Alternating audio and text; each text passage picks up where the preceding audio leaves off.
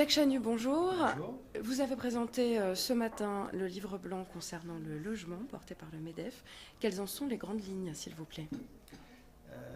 Le livre blanc qui a été rédigé par l'ensemble des fédérations liées au logement du MEDEF et porté par François Payel a permis de faire à la fois un diagnostic et puis j'allais dire un comptage de tout ce qui concerne le logement et de lister 7 pistes concernant cette problématique du logement qui peuvent être creusées pour améliorer la construction, la rénovation, le développement du logement qui, Pierre Gattaz l'a rappelé, est la deuxième préoccupation des Français. Donc il était bien logique que le MEDEF s'inspire des avis des uns et des autres pour pouvoir proposer des réformes et une politique globale sur le logement en France.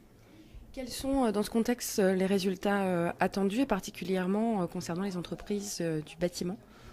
Ça ne concerne d'ailleurs pas que les entreprises du bâtiment. La problématique du logement a bien sûr sert les entreprises de construction, puisque forcément, s'il manque du logement et qu'il faut en construire, les entreprises du bâtiment sont concernées, mais aussi tout le monde de l'immobilier, et puis toutes les entreprises, parce que l'on voit que la problématique du logement, c'est la problématique de la mobilité des salariés en France. Il est très difficile aujourd'hui, par exemple, de demander à quelqu'un, dans des conditions économiques identiques, de venir d'un département de la région Rhône-Alpes, par exemple, sur Paris. C'est l'exemple typique où le logement est quelquefois un frein à la mobilité pour des raisons financières ou simplement des problèmes de disponibilité de logement. Ça, on ne peut pas l'accepter au niveau du MEDEF, que ce critère-là soit aujourd'hui bloquant.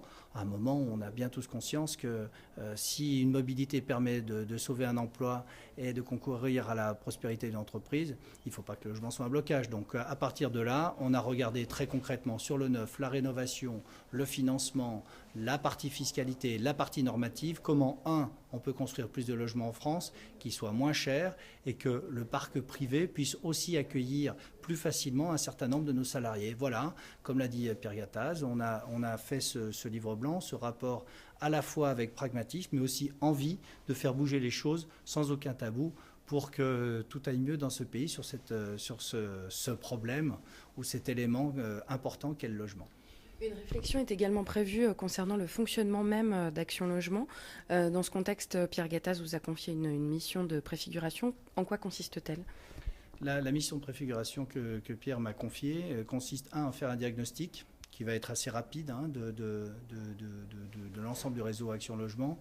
Diagnostic qui est assez partagé d'ailleurs entre nous-mêmes, MEDEF, mais aussi les partenaires sociaux, la CGPME et l'État. Quel est-il, s'il vous plaît ?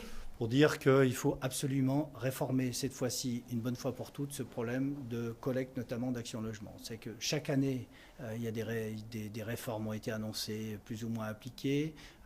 Pratiquement chaque année, la convention avec l'État est remise en cause pour Action Logement. Bref, on a un modèle économique qui va dans le mur, et deuxièmement, une pérennité qui peut être menacée par une image qui n'est pas bonne, quelquefois à juste raison, quelquefois exagérée, de l'ensemble du réseau Action Logement.